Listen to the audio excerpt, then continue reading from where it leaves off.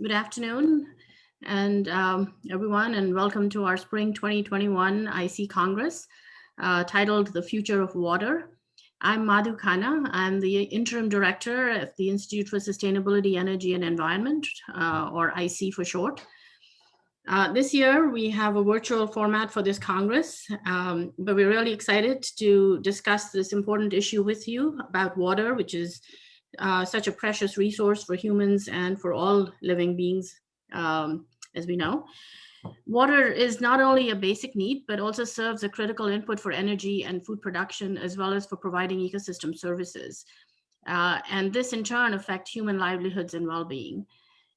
We know that climate change is leading to increased hydrologic variability with a significant impact on water availability and water demand at the global, regional, and local levels.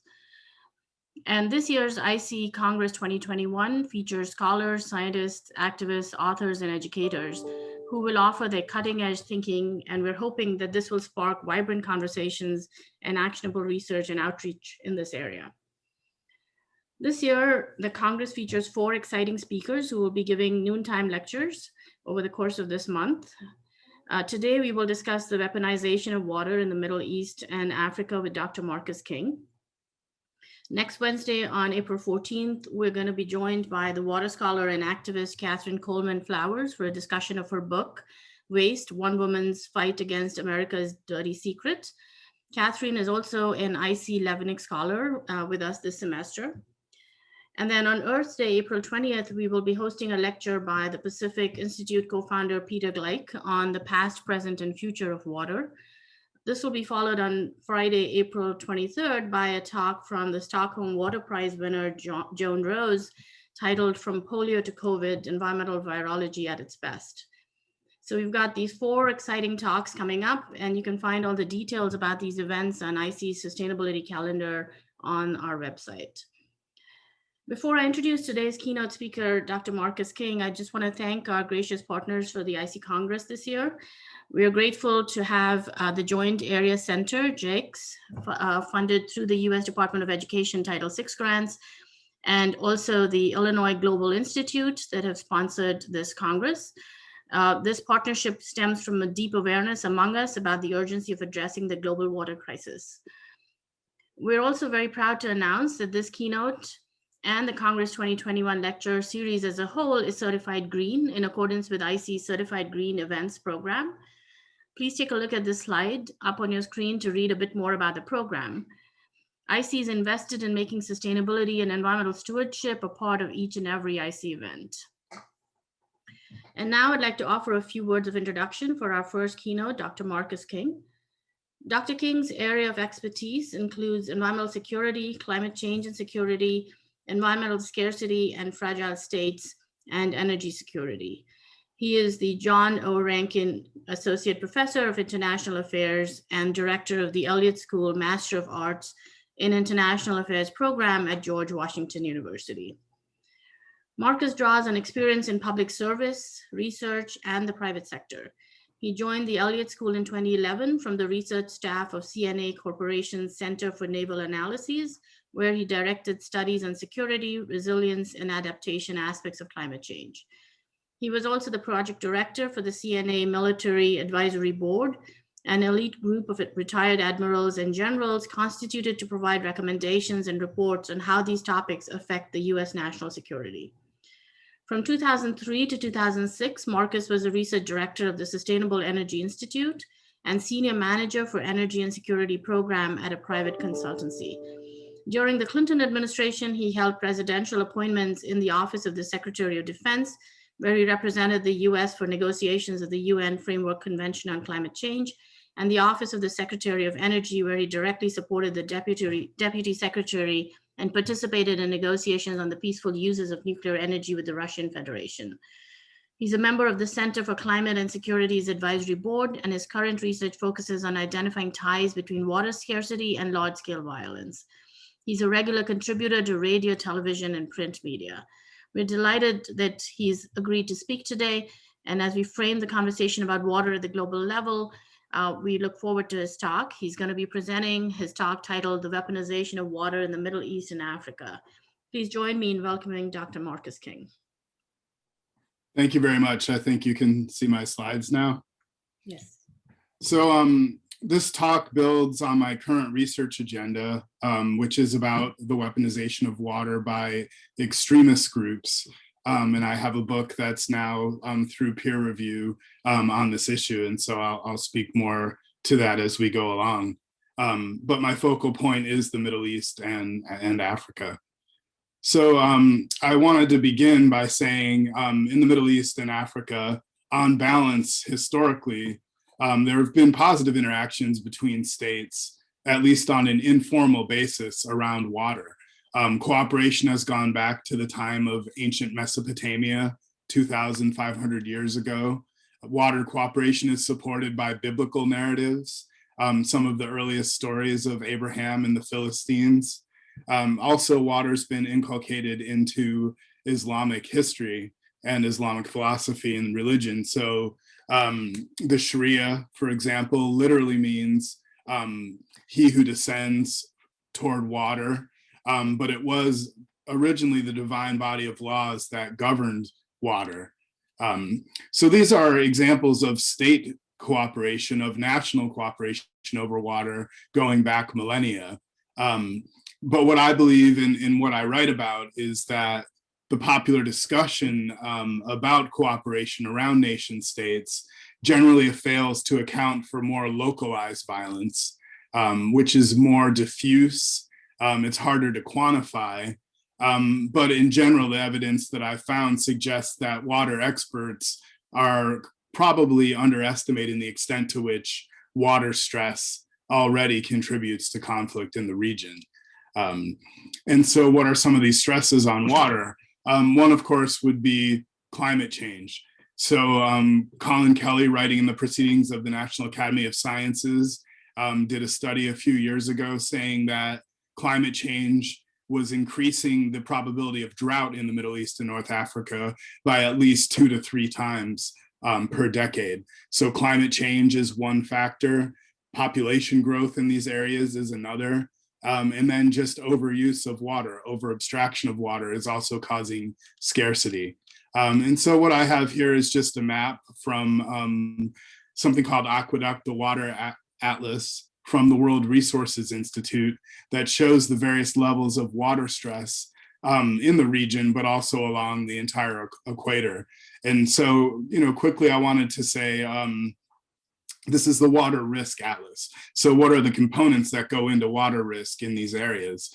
First would be the physical risks toward water, which is water stress, interannual variability of rain, the decline of the groundwater table, coastal flooding is a physical risk toward water, and of course, drought, which is what I've centered my research on. But also water stress is larger than only water scarcity. It has to do with the quality of water as well. So physical risks to quality would be unconnected wastewater treatment. For example, even when floods overflow water infrastructure, reducing the ability for water, sanitation, and hygiene in these areas. But finally, there's another element of risk, and that's what World Resources Institute refers to here as regulatory or reputational risk. So that is essentially, the resilience of a government and their ability to implement water policies. And the areas that I have done my research in tend to be environments where there is already ongoing conflict. And so there's not generally the opportunity for a nation to implement what might be considered good water policies. So these are the areas that are of extremely high risk.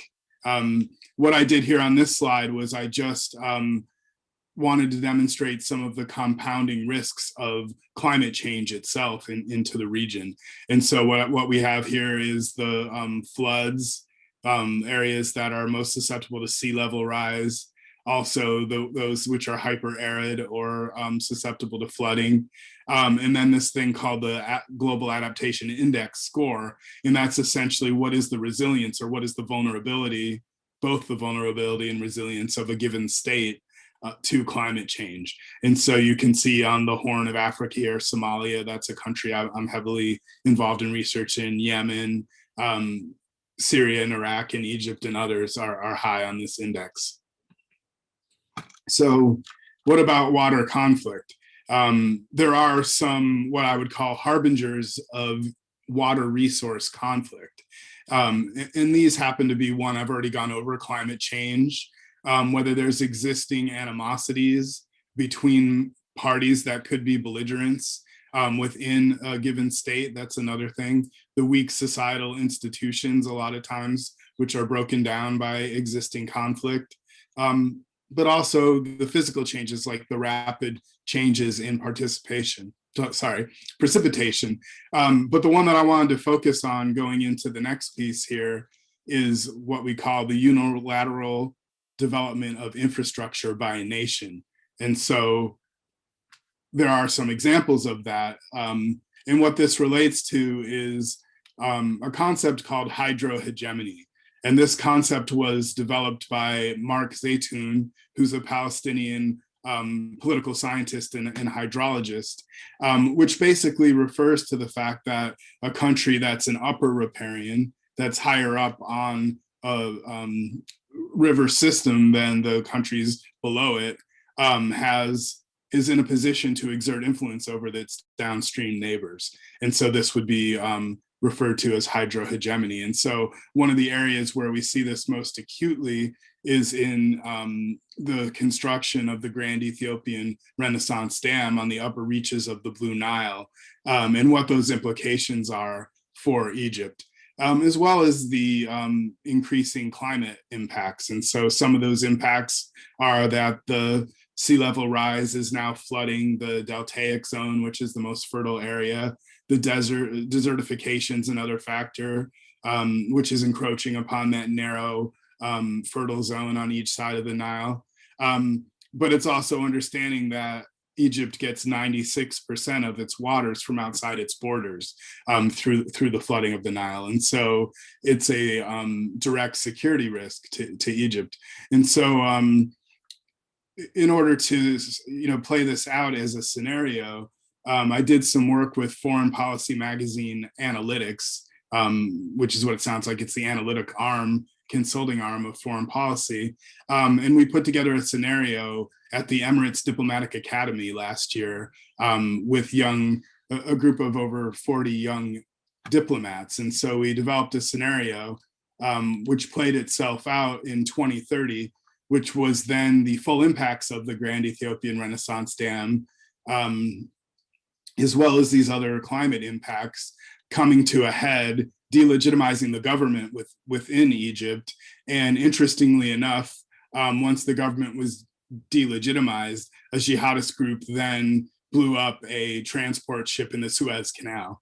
So something that we've seen recently, at least not in terms of malicious activity, but you could see what the implications were for global supply chains. And the other part that we noticed would be the outflow of migrants. And so the exodus of environmental migrants, not environmental refugees because they're not recognized as such, but the outflow of migrants in this scenario then put pressure on the capacity and the willpower of Southern European nations to absorb this outflow. And so much of the population that remained in Egypt was radicalized. Regional institutions were caught flat-footed. The Gulf Cooperation Council was not able to come up with an adequate response to settle this conflict.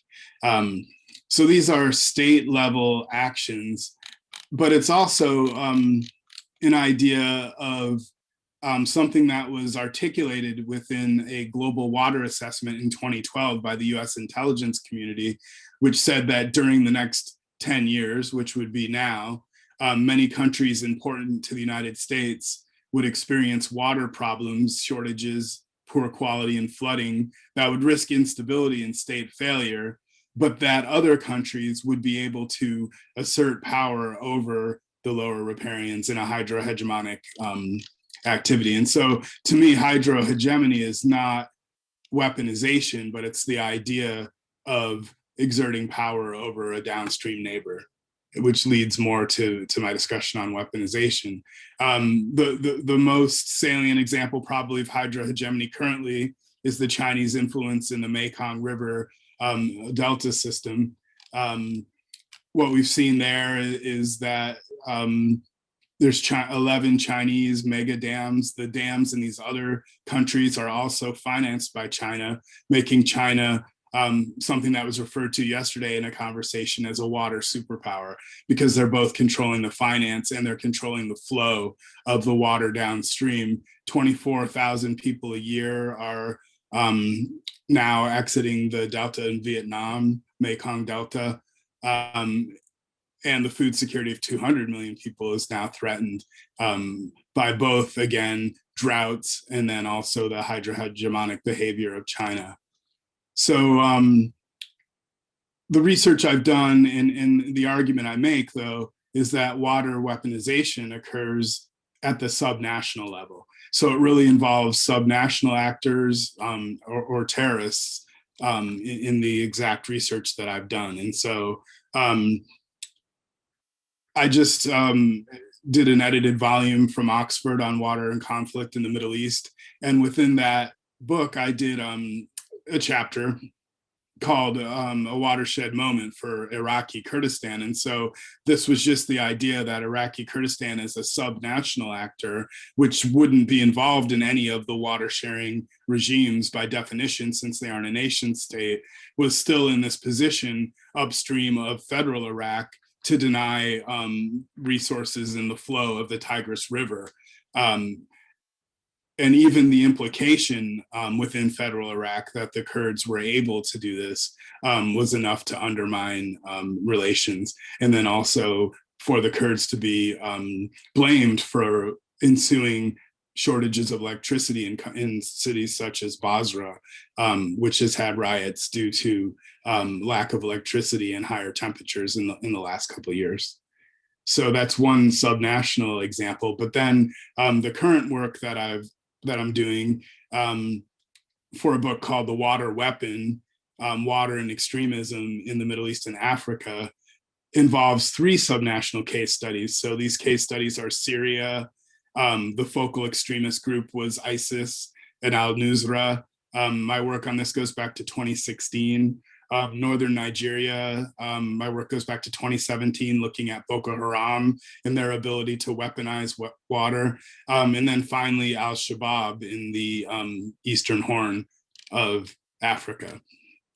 And so what I've done sort of toward the beginning of the literature of the most recent academic literature on water weaponization is I established a system here, sort of a heuristic device of 6 ways in which water is becoming a weapon. And so these 6 types of weaponization fall really into a few categories. So one would be strategic. Strategic weaponization is the large-scale utilization of water, the most salient example being the seizure of dams in order to virtually control territory, which is downstream. And I'll give an example of that. Tactical weaponization of water would be generally at a smaller scale, focusing predominantly on military targets. And I have an example for that. And then the other would be coercion or coercive weaponization, which could be psychological terrorism in the sense that it would be a party's threat to withhold water from another belligerent within a conflict, maybe in a siege, for example. And so even the threat of that would be psychological terrorism. But also groups like ISIS have used water as an extortion in order to collect taxes for people if ISIS did control municipal water. And even more than oil, they were able to do this. But to give you a solid example from Somalia of tactical water weaponization, there's a famous incident now called the Juba River incident in 2018, when there was an American Special Forces unit working with the Somali federal government on security and presence in a given area. And in response to these maneuvers, al-Shabaab diverted the Juba River to flood the area that was under surveillance. This forced the US military forces to move to another outpost. When they moved to that outpost, they were then ambushed. So there were casualties on the American side as well as on the federal Somali side. And this was an example of how a battlefield strategy was changed by the diversion of water.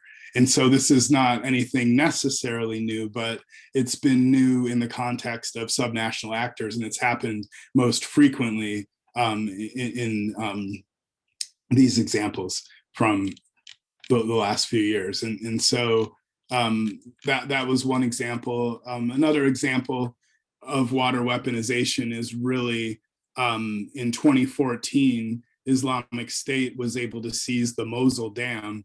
The Mosul Dam, was about 100 miles north of the Green Zone in Baghdad. And if the Mosul Dam had been breached, it would have caused a wall of water about 10 meters high to flow all the way down the Tigris River and then inundate the Green Zone. And so my assertion there is that it allowed ISIS this virtual control of territory through the seizure of a dam. And so that's the best example of strategic weaponization. There's another way of looking at this, which is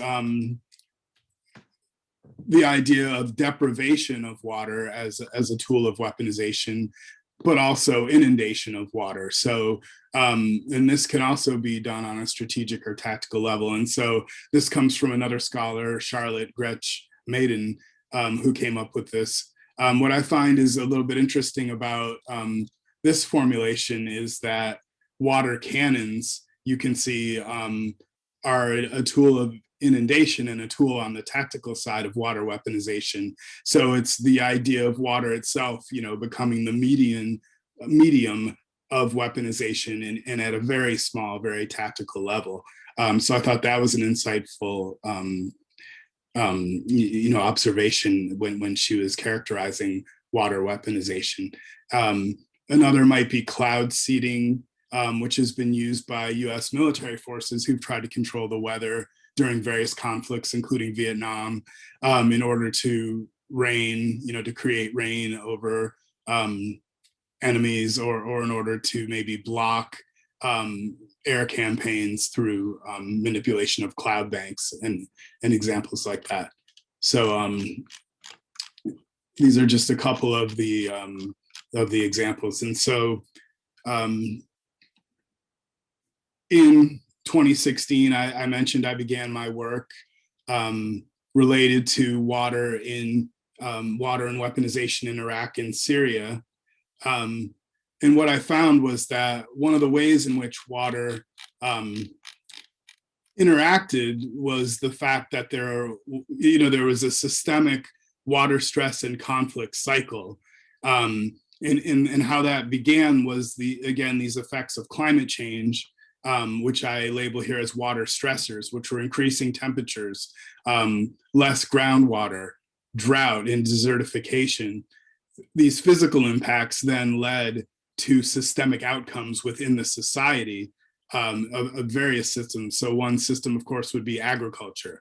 So there was a lack of agricultural productivity leading to food scarcity in Syria on the eve of the civil war, having experienced one of the worst droughts in historical record in 2011, and then on the eve of the war in 2015. To these systemic outcomes, a response was then migration, radicalization, civil unrest, and some of which had to do with migration from rural to urban centers, where farmers were relegated to the periphery of certain cities, including Daraa, where the war officially broke out. But one of the things is that the actual effects of conflict then disrupt the capacity of a nation to implement sound water policies. And so that's sort of the cycle, is the disruption of the ability to implement sound water policies. And then one of the effects of conflict, as I have it here, is water weaponization. So that's where water weaponization fits into a larger schema of a water and conflict cycle that took place in this example in Syria. So within the conflict, I was able to use a few different devices, some of which were actual propaganda material from ISIS. Some of it was monitoring of social media. I had research assistants that were fluent in Arabic.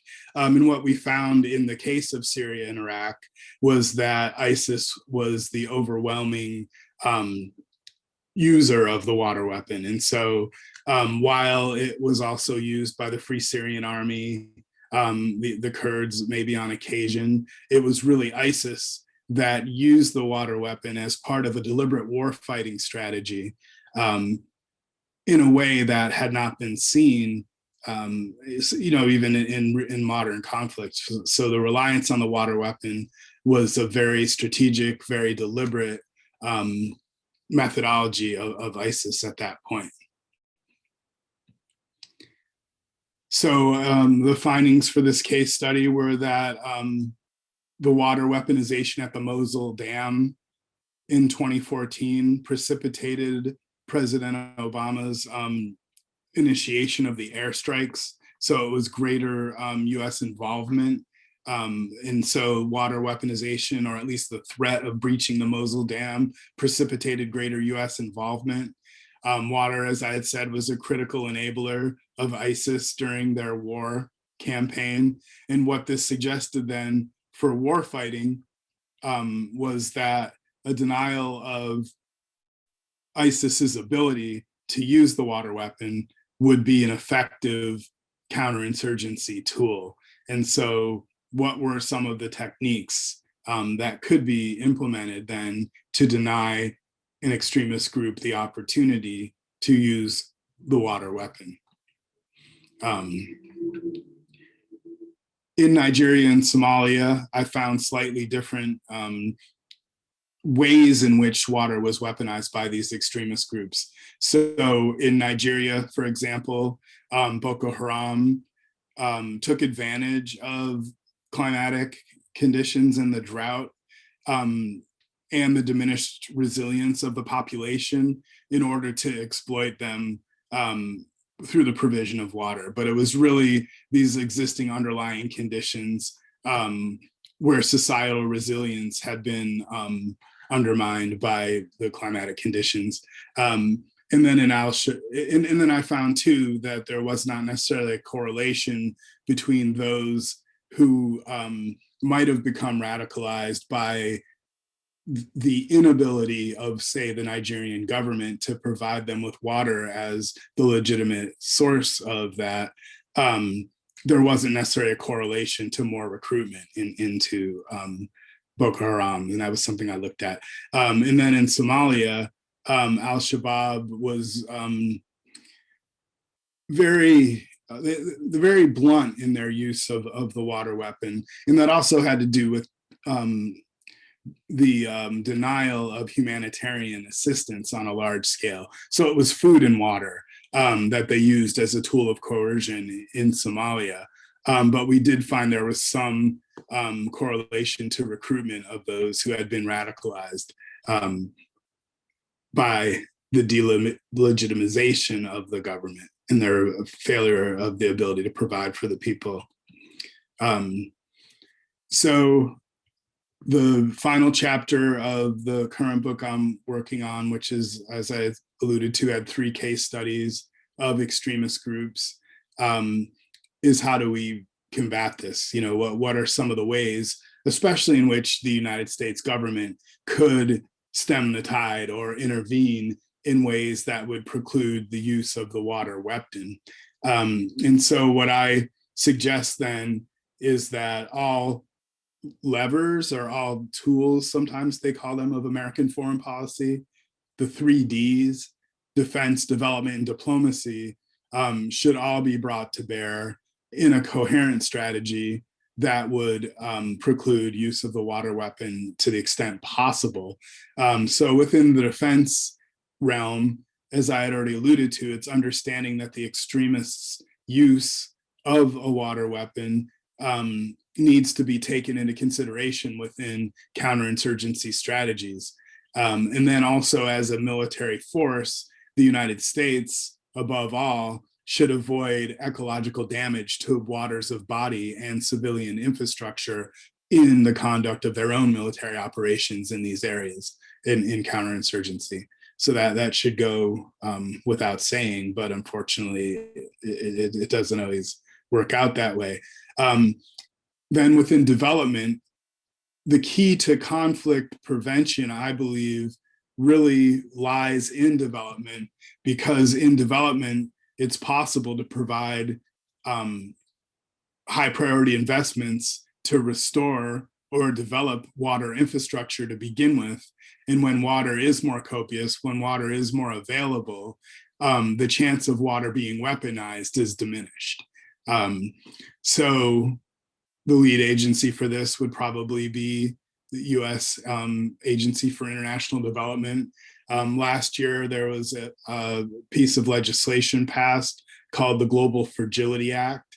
The Fragility Act brings together the Defense Department, the Department of State, and USAID to figure out development strategies that I believe contribute to conflict avoidance.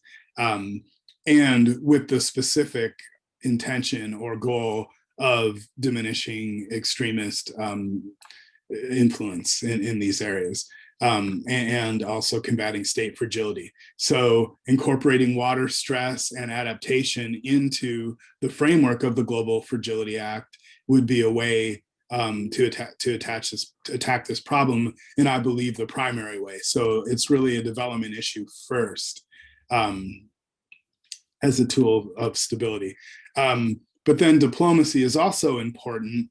There are 2 international conventions which would regulate or prohibit the use of the water weapon.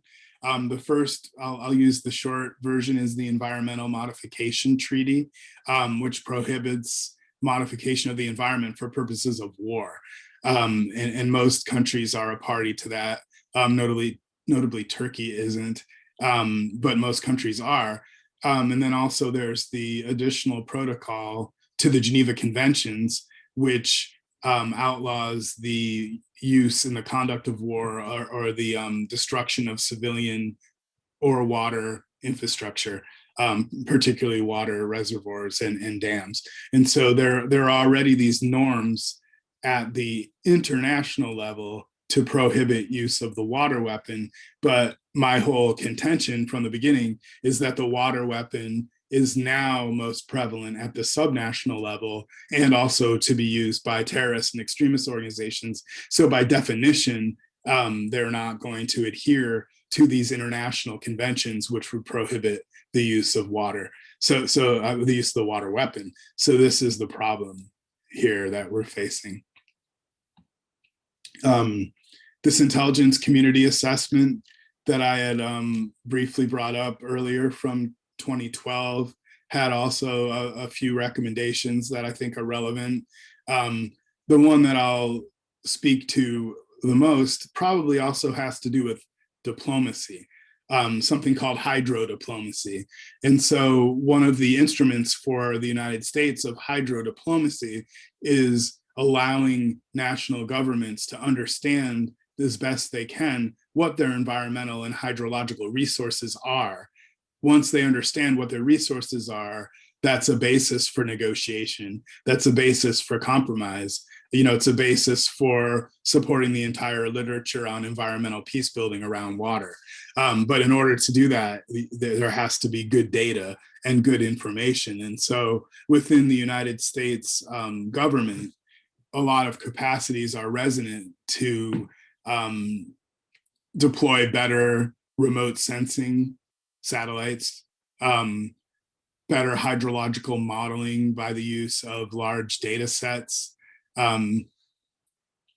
With these capacities, the United States would then be armed in order to go forward and present the best possible picture to a national government of what the water is and what the water resources are. And then hopefully at the local level where it really counts, be able to pinpoint development interventions in the areas that need them the most to try to get out in front of the water stress and the water scarcity that would ensue otherwise.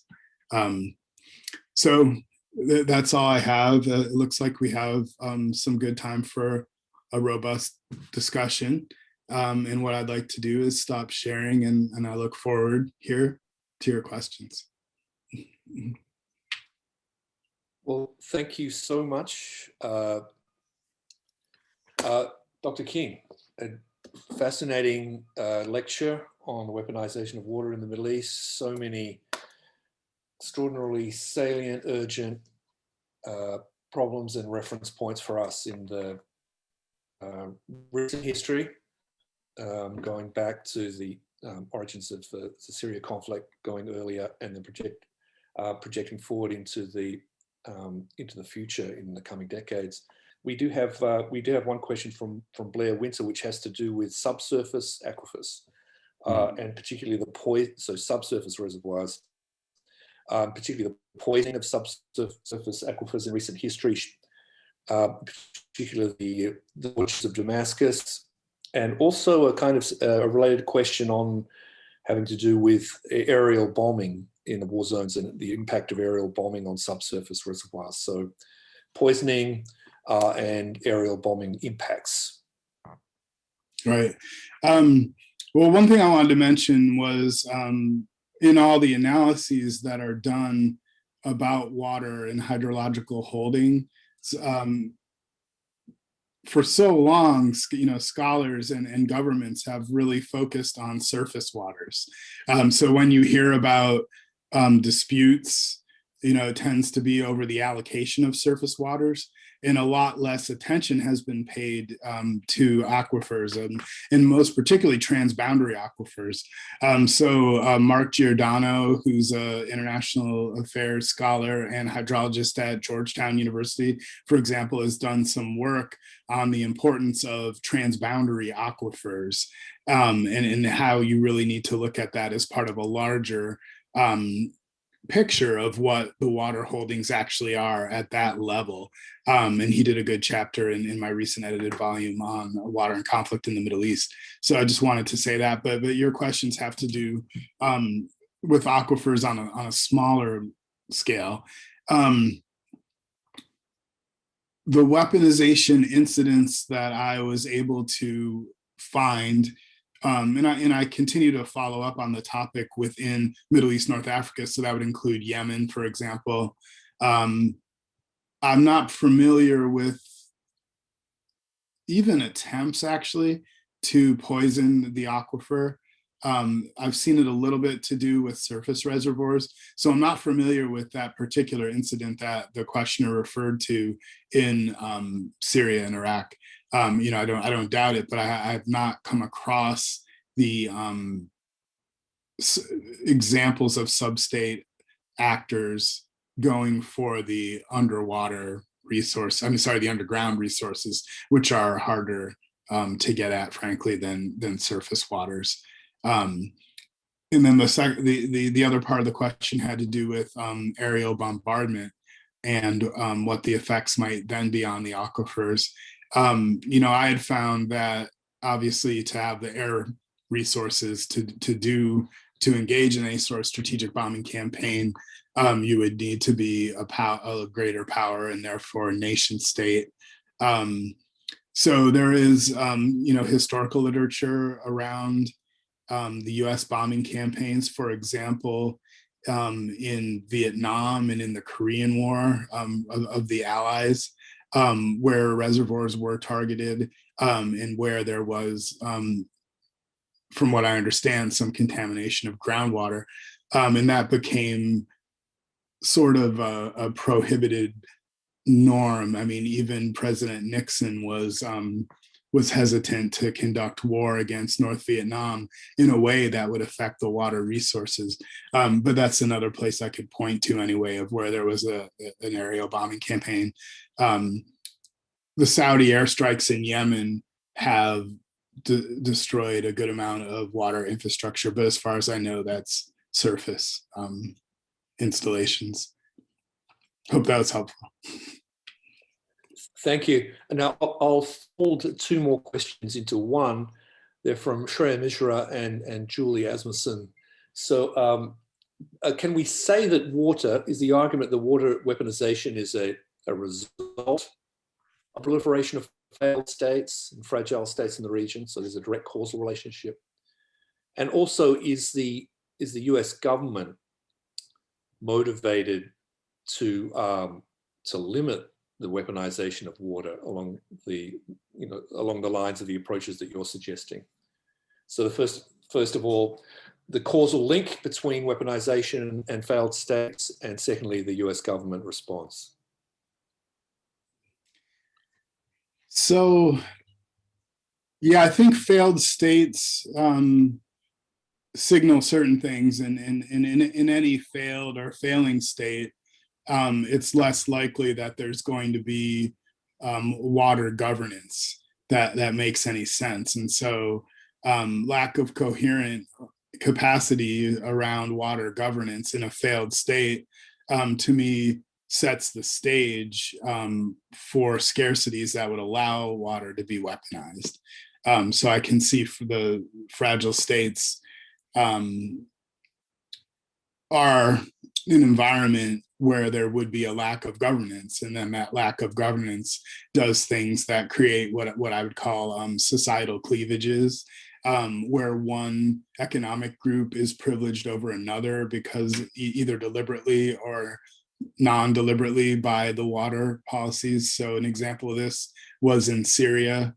The Alawite majority enjoyed, in the political water economy, enjoyed the allocation of greater resources. So I think there is something there. For me, though, I've looked usually at the insurgent group or the individual actor, and then whether or not water would be a means to an end for them, water weaponization.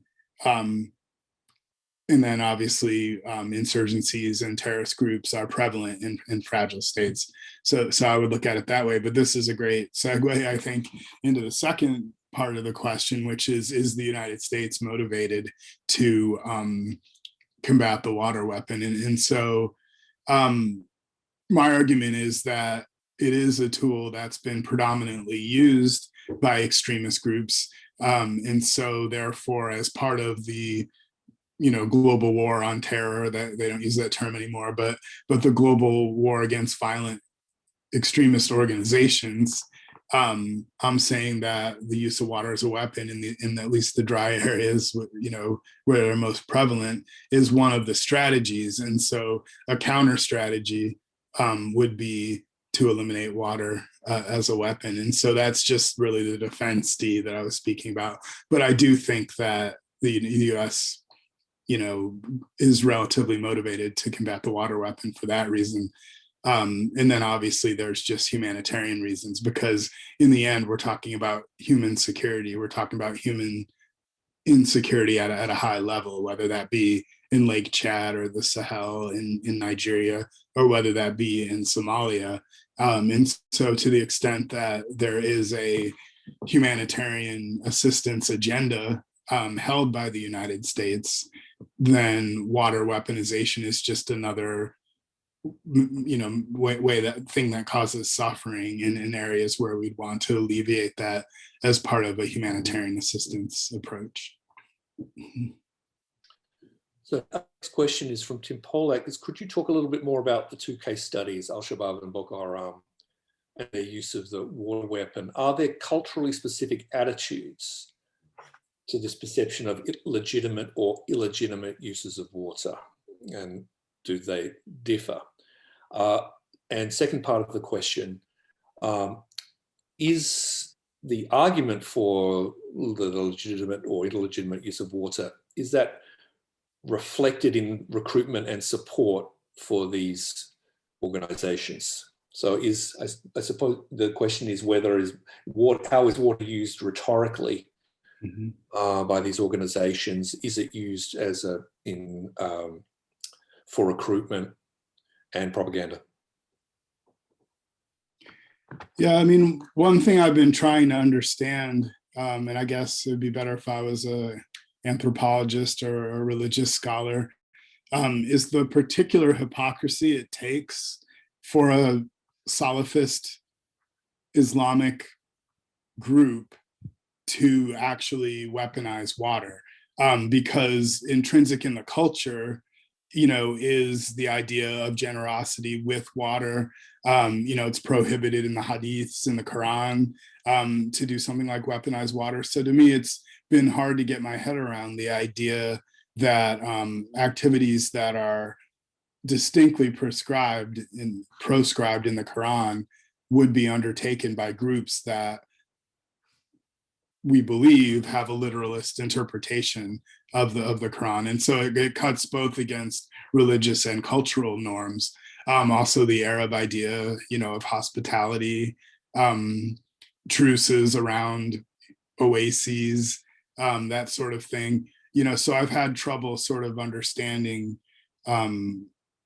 how I just believe it's hypocritical for these organizations, and so I pointed that out. In terms of similarities maybe between al-Shabaab and the weaponization of water and Boko Haram, I feel mostly that it's been, what I said, which was sort of this multiplier effect of reducing the overall societal resilience, which is already diminished because of things like displacement, things like food scarcity. And so when a group comes in and they're able to manipulate water resources or sort of allocate those as a tool of extortion, I do find, at least in the Somali case, that it did spark recruitment to extremist organizations there, to al-Shabaab. So there was that effect.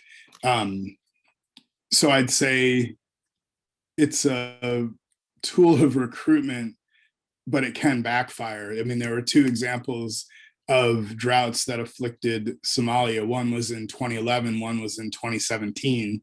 In 2011, I like to say that the use of the water weapon backfired on al-Shabaab because they essentially just starved people, but then they didn't have the ability then, to quench the thirst, to bring the water in. And so that was not a successful, war fighting or hearts and minds strategy in that case. And so the water weapon backfired. But then in 2017, they were able to be seen as a legitimate provider and able to actually incentivize, not just subjugate people. So I think it helped in that case. And there's also precedents now from Al-Qaeda in the Arabian Peninsula and some of what they've been able to do in Yemen, which is at a very local level, literally drill boreholes in order to provide water to villagers and sort of sway them in that manner. So I've seen that the most recently in Yemen. Thank you. I think we have time for a couple more questions. Could you explain a little bit more about the relationship between an increasing trade in water-intensive products in order to reduce water conflict? So the increase in trade reducing conflict over water. Could you just expand on your point from your lecture? Yeah, I did glance over that because that was one of the recommendations from the Global Water Intelligence Assessment back in 2011. So it wasn't my conclusion so much as from that intelligence assessment. But it's an interesting idea, increasing trade in water intensive products.